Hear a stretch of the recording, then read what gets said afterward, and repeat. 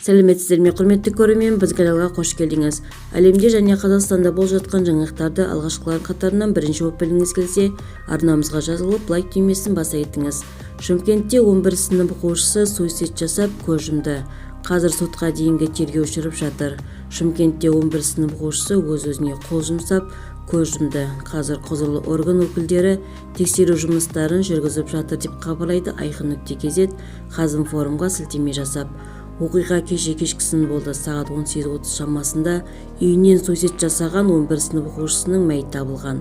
Шымкент қаласы білім басқармасының баспасөз қызметі ұсынған мәліметке сүйенсек, марқұмның сыныптастарымен қарым-қатынасы жақсы болған. Сабақ үлгерімі де қанағаттанарлық. Қайғылы жағдайға байланысты құзырлы орган өкілдері тексеру жұмыстарын жүргізіп жатыр делінген басқарма ақпаратында. Ал Шымкент қаласы полиция департаментінің баспасөз қызметі аталған жағдай Еңбекші аудандық полиция басқармасында тіркелгенін мәлімдейді. Қазір сотқа дейінгі тергеу жүріп жатыр, сот-медициналық сараптама тағайындалған. Толығырақ төмендегі сайтымыздан көре аласыздар. Егер де біздің видео ұнаса, подписывайтесь және бір ғана лайк түймесін басып өтулеріңізді сұраймыз.